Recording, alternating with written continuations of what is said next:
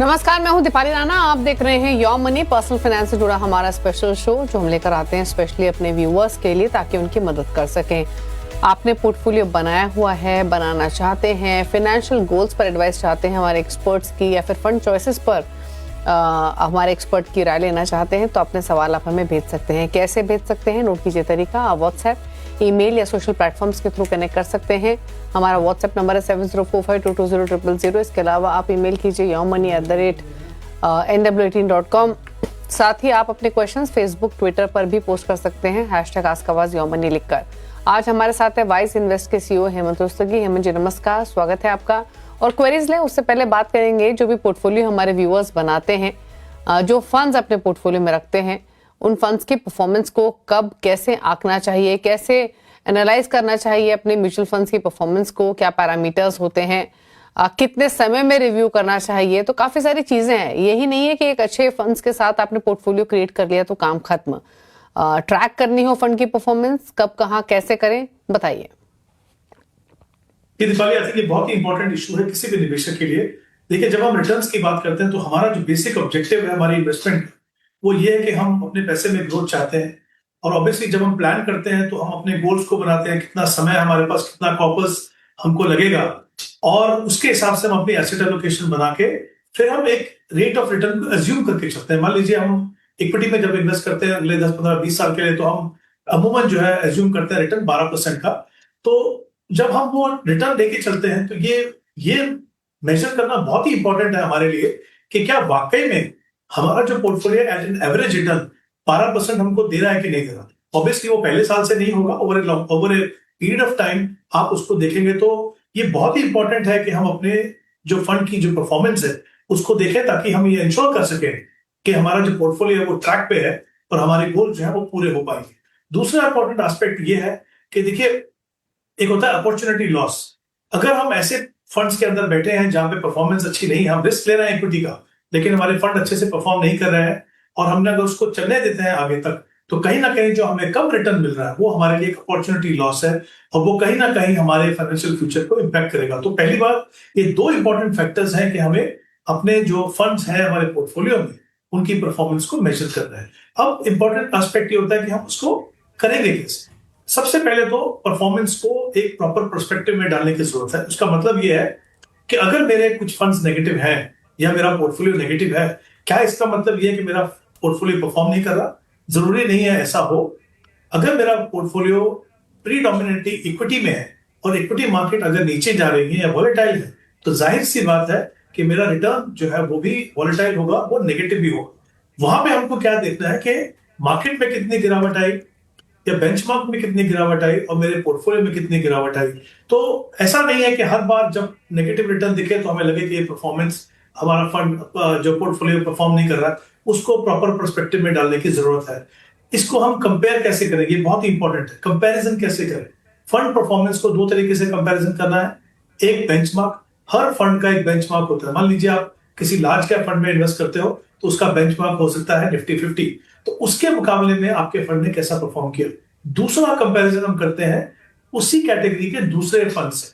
हमारे बेंचमार्क ने मान लीजिए 12% रिटर्न दिया, हमारे फंड ने भी 12% रिटर्न दिया, लेकिन एवरेज रिटर्न जो है लार्ज कैप की अगर 13, 14, 15% है, तो कहीं ना कहीं हमारा जो फंड है वो अंडर परफॉर्म कर रहा है। तो ये बहुत ही इंपॉर्टेंट है। तीसरी इंपॉर्टेंट चीज होती है किस तरह के रिटर्न हम देख रहे हैं। XIRR, हर निवेशक को पता है कि XIRR को देखना है, लेकिन वो है क्या? वो extended internal rate of return है। हमारे जो SIP इन्वेस्टमेंट करते हैं, जो लमसम करते हैं, वो अलग अलग समय पे करते हैं। तो जो कैश फ्लोज है उसको ध्यान में रखते हुए एनुअलाइज रिटर्न को कैलकुलेट किया जाता है। फिर होती है रोलिंग रिटर्न। रोलिंग रिटर्न क्या है? वो भी आपको एनुअलाइज रिटर्न बताएगी, 1 साल, 3 साल, 5 साल, 7 साल। लेकिन वो जो कैलकुलेशंस है वो डेली बेसिस पे, वीकली बेसिस पे, मंथली बेसिस पे हो सकती है। इसका फायदा ये है कि ये कहीं ना कहीं आपको बताता है कि फंड कितना कंसिस्टेंट है, फंड ने डिफरेंट मार्केट सिचुएशन में कैसे परफॉर्म किया। तो ये चीजें हमको देखनी है। इसको मैं ट्रैक कहां से करूं? देखिए, सबसे पहले हर फंड हाउस अपनी फैक्ट शीट प्रिंट करता है bye 10th of every month. वहां से आपको ये डेटा मिलेगा। दूसरा, ऐसे प्लेटफॉर्म्स हैं जैसे मनी कंट्रोल है, ग्रो है या जीरोधा है, जिनकी वेबसाइट पे जब जाएंगे आपको परफॉर्मेंस मिलेगी। कुछ एंटिटीज ऐसी हैं जैसे वैल्यू रिसर्च या फिर मॉर्निंग स्टार, जो फंड परफॉर्मेंस को प्रोफेशनली ट्रैक करते हैं, वहां से आपको मिलेगा। अगर आप किसी डिस्ट्रीब्यूटर या एडवाइजर के थ्रू इन्वेस्ट कर रहे हैं तो वो आपको एक एनालिसिस बना के देंगे कि आपके जो फंड्स हैं पोर्टफोलियो में उन्होंने कैसे परफॉर्म किया। तो ये कुछ इंपॉर्टेंट एस्पेक्ट है। अब सबसे बड़ा इंपॉर्टेंट चीज ये है कि हम कौन से पैरामीटर्स को देखें, ये इंपॉर्टेंट है। सबसे पहला होगा हिस्टोरिकल रिटर्न, हमने बात की, इंटरनल एक्सआरआर की बात की, हमने रोलिंग रिटर्न की बात की, उसको हम देखेंगे। दूसरा रिस्क एडजस्ट रिटर्न, यानी रिटर्न तो एक तरफ है, फंड मैनेजर ने वो रिटर्न देने के लिए हमें कितना रिस्क लिया, उसमें कुछ रेशियोज हैं, जैसे शार्प रेशियोज है, टेनोर रेशियोज है। शार्प रेशियो जैसे आपको बताता है कि एक यूनिट जो रिस्क लिया उससे कितना आपको एडिशनल रिटर्न मिला।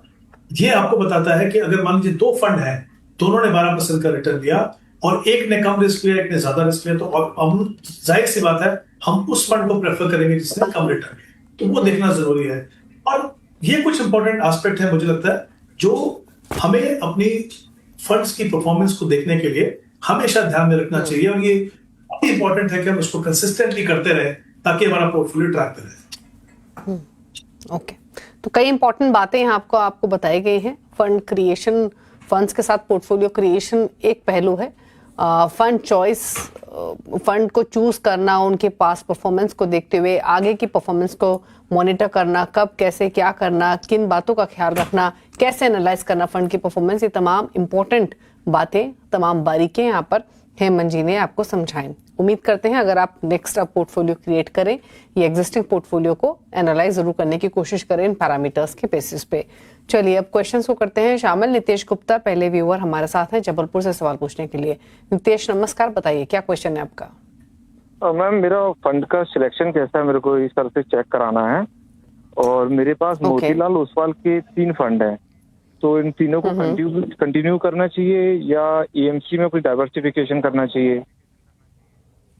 ओके। और इसके बाद मैं ये जानकारी चाहता हूँ कि मैं एचडब्ल्यूपी करना चाहता हूँ, तो उसके लिए अभी से मैं किस फंड में मतलब एचडब्ल्यूपी के लिए इन्वेस्टमेंट स्टार्ट कर दूं, जो आगे मैं 1-2 साल मतलब एसडब्ल्यूपी कितने समय बाद आप करना चाहते हैं? 15 साल बाद। ओके, 15 साल। इसके अलावा आप लमसम पैसे भी डालना चाहते हैं म्यूचुअल फंड्स में 50 लाख के आसपास? जी।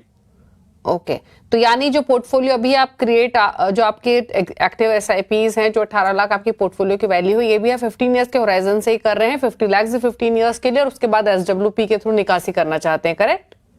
जी करेक्ट। और जो 50 लाख चलिए तो पूछ रिस्क नहीं लेना चाहता, उसमें जो इन्वेस्टमेंट है वो विदाउट रिस्क रखना चाहता हूँ। हाँ ओके ठीक है।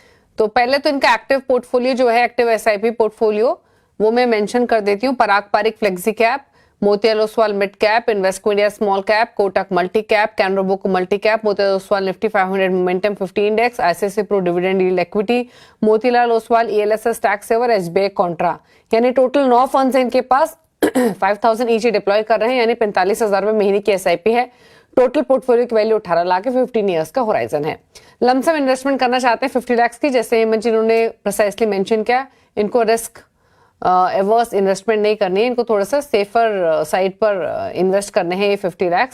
15 साल बाद एसडब्ल्यूपी के थ्रू निकासी भी करनी है। क्या सजेशन इनकी प्लानिंग पर? देखिए दीपाली, यहाँ पे 2 एस्पेक्ट हैं। एक तो जो पैसा वो एक्यूमुलेट करना चाहते हैं, दूसरा जो लमसम इन्वेस्टमेंट की बात हो रही है जहां से वो सिस्टमैटिक विड्रॉल प्लान करना चाहते हैं। तो पहले इनकी जो इन्वेस्टमेंट है एसआईपी की वो बात करते हैं। इनकी जो करंट इन्वेस्टमेंट है, जैसा उन्होंने कहा कि 45,000 की इन्वेस्टमेंट है और 9 फंड्स है उनके पास। तो ओवरऑल मैं कहूंगा पोर्टफोलियो सही है, बट मुझे लगता है कहीं ना कहीं उसमें स्कोप है कि पोर्टफोलियो को थोड़ा कंसोलिडेट किया जा सके, फंड्स को थोड़ा कम करे, क्योंकि उससे एक तो मॉनिटरिंग करना अच्छा होता है और दूसरा कहीं ना कहीं कुछ फंड्स ऐसे रहते हैं पोर्टफोलियो में जो आपकी परफॉर्मेंस को थोड़ा नीचे लेके आते हैं, तो उसको आप अवॉइड कर सकते हैं। तो मेरे हिसाब से जैसे मैंने कहा कंसोलिडेट करेंगे तो कुछ जैसा मैंने कहा पहले के फंड अच्छे हैं उनके, तो उनके जो एग्जिस्टिंग फंड है वो कौन से रख सकते हैं पहले उनको देख लेते हैं। तो उसमें जैसे पारंपरिक फ्लेक्सी कैप है, यहाँ पे हम एलोकेशन थोड़ा चेंज कर रहे हैं क्योंकि हम फंड्स कम कर रहे हैं, तो ऑब्वियसली जो अभी करंट इन्वेस्टमेंट है उसके मुकाबले में थोड़ी इन्वेस्टमेंट की हम अमाउंट जो है चेंज कर रहे हैं। तो पारंपरिक फ्लेक्सी कैप में 10,000, कोटक मल्टी कैप में 10,000, मोतीलाल ओसवाल मिड कैप में मैं चाहूंगा कि वो 10,000 करें। और बेसिकली इन्वेस्ट को जो एक और इनके पास आई थिंक ईएलएसएस फंड है जहां पे 5,000 रुपए इन्वेस्ट कर रहे हैं, एसबीआई कॉन्ट्रा में 6,000 इन्वेस्ट कर रहे हैं। तो ये जो फंड्स है इसमें इन्वेस्को का जो स्मॉल कैप फंड है वो 6,000 वो रखिए आप। अगर ये इनको अभी मान लीजिए पुराने ओल्ड रिजीम के हिसाब से करके अपनी इन्वेस्टमेंट करने की जरूरत है तो एलएस को रखिए, अगर वो न्यू रिजीम में है तो ऑब्वियसली उसकी जरूरत नहीं है। बट अगर मैं ये मान के चलूं कि उनको एलएस की इन्वेस्टमेंट करनी है तो ये कुल मिला के 6 फंड्स हैं जो उनके पोर्टफोलियो में होने चाहिए। दूसरी बात, जो जहां तक एक कॉर्पस बनाने की बात है, उसके बाद एसडब्ल्यू भी करने की बात है। देखिए, हम सभी जानते हैं कि सिस्टमैटिक विड्रॉल प्लान एक बहुत ही अच्छी स्ट्रैटेजी है इनकम जनरेट करने की टैक्स एफिशिएंट तरीके से, और साथ ही ये इंश्योर करने की कि आपका पैसा जो है वो ग्रो करता रहे। तो मुझे लगता है एक फंड कैटेगरी जो अगर कम से कम आपका समय 3-5 साल या उससे ज्यादा हो, इनके केस में ज्यादा है, ऑब्वियसली वहां पे आप बैलेंस एडवांटेज फंड जो है उनको आप रखिए, क्योंकि सबसे अच्छी बात यहाँ पे ये है कि एक तो उनकी जो ट्रीटमेंट है, टैक्स ट्रीटमेंट, वो इक्विटी की है, यानी 1 साल के बाद आपको सिर्फ 12.5% ही आपको कैपिटल गेन देना और 1,25,000 तक आपको कोई कैपिटल गेन नहीं देना। उसमें कुछ फंड्स हैं जिन्होंने कंसिस्टेंटली अच्छा परफॉर्म किया, जैसे ICICI balance advantage, Kotak balance advantage, Nippon India balance advantage और एचडीएफसी बैलेंस एडवांटेज। ये कुछ फंड्स हैं जिनको आप कंसिडर कर सकते हैं। अगर आप मान लीजिए 50 लाख की इन्वेस्टमेंट कर रहे हैं तो ये एक फंड ऐसा एज ए ग्रुप आप उसमें इन्वेस्ट कर सकते हैं, जो आपको ग्रोथ भी देगा, और जब भी आपको जरूरत होगी सिस्टमैटिक विड्रॉल प्लान से पैसा निकालने की, वहां से आप निकल सकते हैं। ओके, तो चलिए पूरी स्ट्रैटेजी आपको बताई गई है। पहले तो पोर्टफोलियो छोटा कीजिए, इतने सारे फंड्स की जरूरत नहीं है, किन फंड से निकलना है वो नेम्स आपको बताए गए। अब नया पोर्टफोलियो आपका कैसा होना चाहिए, मैं वैसे हेमंत जी ने बताया, मैं क्विकली मेंशन कर देती हूँ। पराग पारिक फ्लेक्सी कैप 10,000 डालिए, 10,000 डालिए कोटक मल्टी कैप में, मोतीलाल ओसवाल मिड कैप में 8,000, 6,000 SBI Contra Invesco small cap में, और 5,000 डालिए मोतीलाल ओसवाल ईएलएसएस में। ये सजेशन आपको दिया गया है। बाकी रही बात आपके सेफर इन्वेस्टमेंट की, तो आप बैलेंस फंड्स में पैसे डिप्लॉय कर सकते हैं, जिसमें ICICI prudential balance advantage, Kotak balance advantage, HDFC balance advantage और Nippon India balance advantage funds हैं। अगले व्यूअर से बात करते हैं। सूरज हैं हमारे साथ हैदराबाद से। सूरज नमस्कार, बताइए क्या सवाल है आपका। मैम करेंटली मैंने 4 स्मॉल कैप फंड ले रखे हैं, जो हैं Axis small cap fund regular growth and Bandhan small cap fund regular growth and HDFC small cap fund regular growth और Nippon India small cap fund regular growth. और इन चारों में मैं टोटल 15,000 रुपीज पर मंथ इन्वेस्ट कर रहा हूँ, और मेरा टारगेट है कि मैं 12 साल में कुछ 6 इयर्स का फंड अपने उसमें कलेक्ट करना चाहता हूँ। तो is it possible with this investment, और do we need to increase in any fund, or do we need to remove something from these 4? Okay, तो 15,000 का पोर्टफोलियो है हेमंत जी। इंटरेस्टिंग ये है, चारों फंड स्मॉल कैप कैटेगरी के हैं, तो कैटेगरी में डाइवर्सिफिकेशन नहीं है, फंड हाउसेस में जरूर है। बंधन, निपॉन, एचडीएफसी, एक्सिस, इनके स्मॉल कैप फंड लिए हुए हैं। 12 साल में 5 से 6 करोड़ का लक्ष्य है, 2.5 लाख के आसपास की पोर्टफोलियो की वैल्यू। बताइए। देखिए दीपाली, आई थिंक अच्छी बात इनके पोर्टफोलियो में ये है, सूरज ने जैसे डिटेल बताया कि उन्होंने अपना इन्वेस्टमेंट प्रोसेस को शुरू किया है। 15,000 की एसआईपी कर रहे हैं, अभी तक उन्होंने 2,60,000 रुपए एक्यूमुलेट किया है। 12 साल का इनका समय है, लेकिन यहाँ पे कुछ चैलेंजेस हैं इस पोर्टफोलियो में। आई थिंक उनको एड्रेस करना बहुत ही जरूरी है। एक तो मुझे लगता है इनका जो टारगेट है वो काफी एम्बिशियस है। उन्होंने कहा कि 5 करोड़ का ये कॉर्पस बनाना चाहेंगे। अब जो इनकी करंट इन्वेस्टमेंट है उसको अगर हम कंसिडर करें, और ये अगर अनइंटरप्टेडली यानी बिना किसी रुकावट के 12 साल तक ये इन्वेस्टमेंट करते रहे 15,000 की, तो करीब करीब 57 लाख यानी 57 लाख का कॉर्पस बनेगा। तो जैसा कि हम देख सकते हैं कि वो हार्डली 11 या 12% का अपना जो कॉर्पस है टारगेट है उतना ही अचीव कर पाएंगे। इसलिए मुझे लगता है ये काफी एम्बिशियस टारगेट है, क्योंकि वहां तक पहुंचने के लिए उनकी एसआईपी अमाउंट को 1,60,000 तक बढ़ाना होगा। कुल मिला के 1,60,000 की एसआईपी करेंगे 12 साल, तब जाके वो 5 करोड़ तक पहुंचेंगे। यहाँ पे हमने 12% का एनुअलाइज्ड रिटर्न मान के चला। तो 2 तरीके हैं, एक तो आई थिंक टारगेट को थोड़ा रियलिस्टिक बनाइए, दूसरा समय देखिए कि आपके पास वाकई में 12 साल के बाद जरूरत है या आपके पास और लंबा समय है, क्योंकि 5-7 साल अगर आप अपना पीरियड ड्यूरेशन बढ़ाएंगे तो डेफिनेटली जो इन्वेस्टमेंट की जो रिक्वायरमेंट है वो कम होगी। तो एक तो ये एस्पेक्ट को ध्यान रखना है। दूसरा, दिवाली जैसे आपने बिल्कुल सही कहा, देखिए चारों के चारों जो फंड्स हैं वो स्मॉल कैप में है। ये बात सही है कि small cap is A category और लॉन्गर टर्म अच्छा परफॉर्म करती है, लेकिन वो कहीं ना कहीं आपके पोर्टफोलियो को अगर जरूरत से ज्यादा एक्सपोजर हो तो वो काफी रिस्की भी बनाती है। तो चारों के चारों फंड स्मॉल कैप में अगर आप रखेंगे तो कहीं ना कहीं आप बहुत ज्यादा रिस्क ले रहे हैं। एक स्मॉल कैप रखिए आप अपने पोर्टफोलियो में, इनमें से बंधन स्मॉल कैप को रखिए, आप 2,000 इन्वेस्ट कर रहे हैं, आप चाहें तो 3,000 रुपए इन्वेस्ट कर सकते हैं। बाकी जो 12,000 है वो आपको ब्रॉड डाइवर्सिफाइड कैटेगरीज, जैसे मल्टी कैप में आप देख सकते हैं निप्पॉन मल्टी कैप, जहां पे आप 4,000 की इन्वेस्टमेंट कीजिए, और Motilal Oswal mid cap fund जहां पे 4,000 की इन्वेस्टमेंट कीजिए, और इन्वेस्टको लार्ज मिड कैप जहां पे आप 4,000 की इन्वेस्टमेंट कीजिए। तो कुल मिला के 4 फंड डिफरेंट सेगमेंट में आपको एक्सपोजर मिलेगा। ये ऐसे फंड्स हैं जिनकी परफॉर्मेंस काफी अच्छी रही है। तो एक तो टारगेट को रिविजिट कीजिए, दूसरा अपने पोर्टफोलियो में इंश्योर कीजिए कि जो डिफरेंट सेगमेंट है मार्केट के, उनका रिप्रेजेंटेशन एक हेल्दी तरीके से हो, ताकि आप जरूरत से ज्यादा रिस्क न लें। ओके, चलिए, तो ये रही राय आपके पोर्टफोलियो पर। अकॉर्डिंगली आप थोड़े से बदलाव कीजिए और एलोकेशन डेफिनेटली आपको इंक्रीज करना पड़ेगा अपने गोल को हासिल करने के लिए। रुक रहे हैं एक ब्रेक के लिए, ब्रेक के पर कुछ और क्वेरीज, चल वापस आते हैं।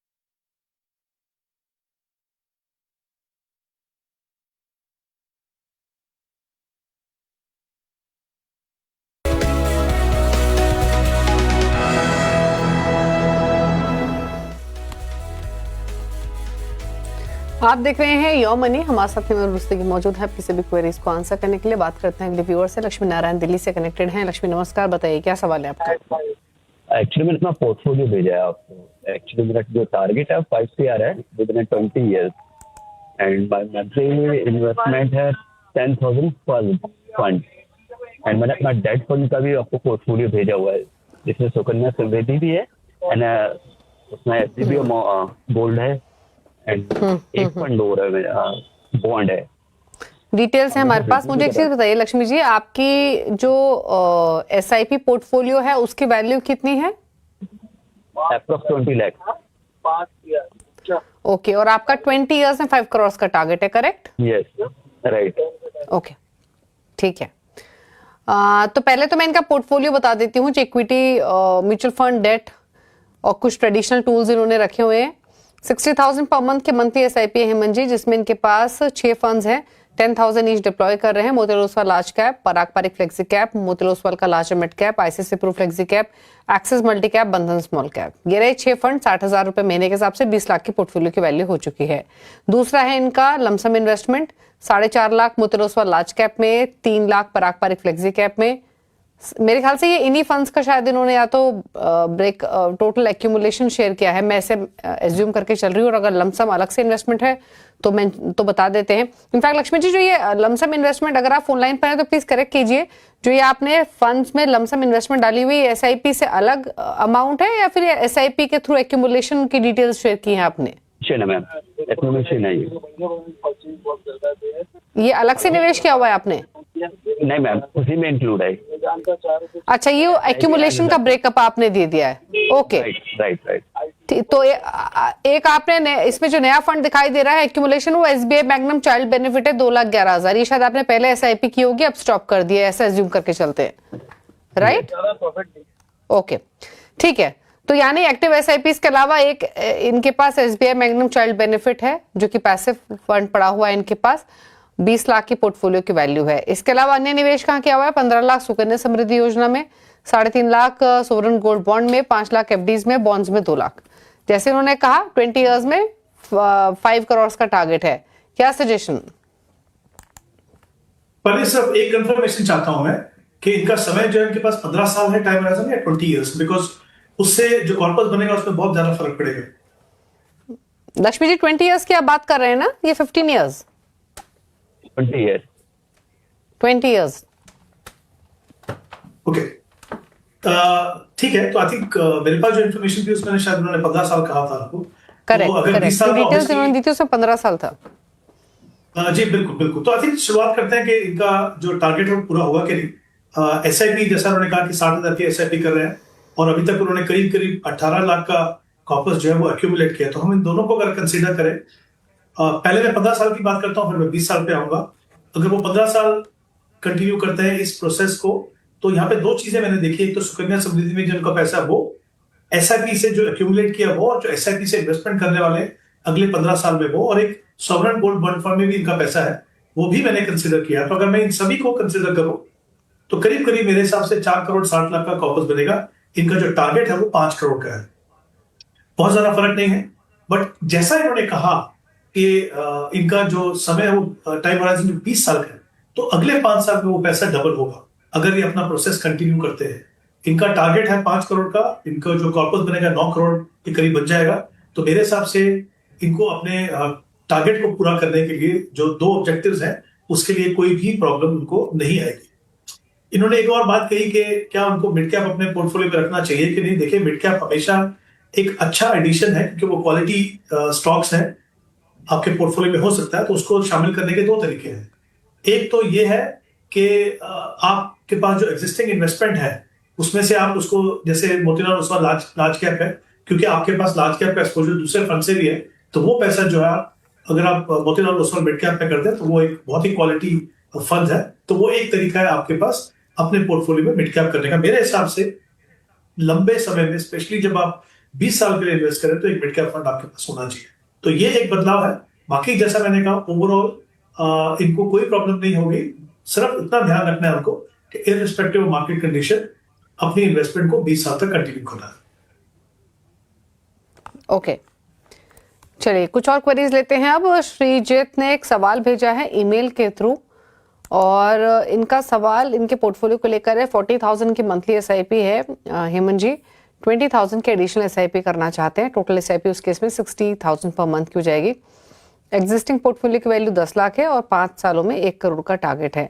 कौन से फंड्स हैं श्रीजीत का पोर्टफोलियो में बताऊं तो Motilal Oswal Nifty India defence index fund में 10,000 पर मंथ, 8,900 है पराग पर फ्लेक्सी कैप में, 6,700 ICICI Pru blue chip, 3,700 Kotak small cap regular fund में, 3,300 Axis blue chip, 3,000 HDFC BSE Sensex, 2,400 ICICI Pru equity index और 2,000 एक्सिस मिड कैप में। बताइए। देखिए दीपाली, यहाँ पे सबसे बड़ा चैलेंज है इनके पास जो टाइम होराइजन है वो सिर्फ 5 साल का है। जब आप एसआईपी से इन्वेस्ट करते हैं तो आपकी एवरेज होल्डिंग करीब 2.5 साल हो जाएगी। तो ये एक बड़ा चैलेंज है। पर अच्छी बात ये, जैसा उन्होंने कहा कि अपनी एसआईपी अमाउंट को बढ़ाना चाहते हैं। 40,000 की इन्वेस्टमेंट है, 20,000 से और बढ़ाना चाहते हैं। तो मैं 60,000 की एसआईपी अमाउंट अगर मान के चलता हूँ, अगर ये अगले 5 साल तक अपना इन्वेस्टमेंट प्रोसेस कंटिन्यू करते हैं, तो करीब 67 लाख का कॉर्पस बनेगा। तो इनको अपने टारगेट तक पहुंचने के लिए कुल मिला के 90,000 की एसआईपी करनी है। यानी 20,000 जो अभी बढ़ाना चाहते हैं, उसके साथ ही 30,000 की एसआईपी को और बढ़ानी होगी। और ये चैलेंज मेनली इसलिए है क्योंकि इनके पास सिर्फ 5 साल का समय है अपने टारगेट तक पहुंचने के लिए। तो एक तो ये बड़ा चैलेंज है। दूसरा, अगर मैं इनके पोर्टफोलियो को देखूं, कुछ फंड अच्छे हैं। आई थिंक ये मिक्स बैग है, मैं कह सकता हूँ। यहाँ पे मैं देख सकता हूँ एक मोतीलाल ओसवाल का डिफेंस इंडेक्स फंड है। देखिए, सेक्टर फंड में जब आप इन्वेस्ट करते हो, स्पेशली जब आपके पास बहुत लंबा समय नहीं है, तो एंट्री एग्जिट प्रोपोर्शन ये सब इंपॉर्टेंट एस्पेक्ट बन जाते हैं। तो मेरे हिसाब से उसकी बजाय अगर आप मोतीलाल ओसवाल का मल्टी कैप फंड लें, तो वो आपके प्रोफाइल आपके रिक्वायरमेंट के हिसाब से ज्यादा सुटेबल है। फिर मैं देख रहा हूँ एक्सिस के 2 फंड है इनके पास, एक एक्सिस का ब्लू चिप फंड है, एक्सिस का मिड कैप फंड है। इन दोनों में मिला के करीब करीब इनकी इन्वेस्टमेंट जो है वो 5300 की है। मैं चाहता हूं कि वो दोनों आप एक फंड में एक्सिस का लार्ज एंड मिड कैप उसमें आप क्लब कर दे तो वो एक बेहतर ऑप्शन होगी। ऐसे ही मैं देख रहा हूं कि 2 स्मॉल कैप फंड है इनके पास, एक स्मॉल कैप फंड है, बट इशू ये है कि सिर्फ 5 साल का समय, तो कहीं ना कहीं वो आपके पोर्टफोलियो को थोड़ा ज्यादा एग्रेसिव बना रहा है। तो एक कोटक स्मॉल कैप के 3,700 की इन्वेस्टमेंट और एक एचडीएफसी बीएसई सेंसेक्स में 3,000 की इन्वेस्टमेंट, यानी 6,700 की जो इन्वेस्टमेंट है, अगर वो आप एक large and mid cap category जैसे कोटक इक्विटी अपॉर्चुनिटी में करें तो वो बेहतर होगा। बाकी फंड्स ठीक है, हमने कोशिश ये की है क्योंकि आपके पास बहुत लंबा समय नहीं है, हम नहीं चाहते कि आपका पोर्टफोलियो बहुत ज्यादा एग्रेसिव हो क्योंकि फिर रिकवरी का टाइम आपको नहीं मिलेगा। तो ये कुछ चेंजेस है, मुझे लगता है अगर आप करेंगे तो आपके पोर्टफोलियो में रिस्क और रिवॉर्ड के बीच में जो बैलेंस होना चाहिए वो आपको मिलेगा। ओके, चलिए तो ये रही सलाह आपके पोर्टफोलियो को लेकर। अब फटाफट से पूछ लेते हैं हेमंत जी के टॉप 4 फंड्स। हेमंत जी बताइए। जी देखिए, मल्टी कैप कैटेगरी में Nippon India multi cap, Motilal Oswal mid cap, Bandhan small cap और Invesco large and mid cap, different categories के मैंने फंड दिए हैं, चाहे एग्जिस्टिंग इन्वेस्टर हो चाहे नए निवेशक हो। अगर आपको एक डाइवर्सिफाइड पोर्टफोलियो बनाना है तो ये फंड आपके पोर्टफोलियो में एक अहम रोल प्ले कर सकते हैं। तो ये रहे हेमंत जी के टॉप 4 फंड्स, आपके स्क्रीन पर नोट कर लें अगर आपको पोर्टफोलियो क्रिएट करना है हेमंत जी की चॉइस के हिसाब से। Thank you Hemant ji show में आने के लिए और सभी क्वेरीज को आंसर करने के लिए। इसी के साथ यो मनी में तो इतना ही। ब्रेक के बाद भी खबरें जारी हैं। नमस्कार।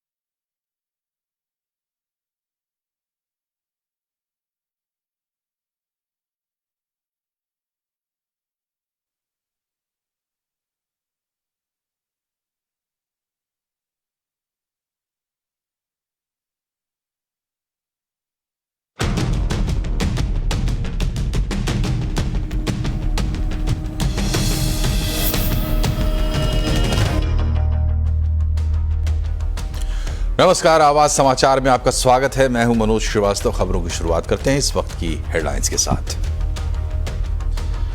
डीजीसीए की सर्विलांस रिपोर्ट में बड़ा खुलासा, दिल्ली मुंबई एयरपोर्ट पर खामियां उजागर, सेफ्टी प्रोटोकॉल का उल्लंघन।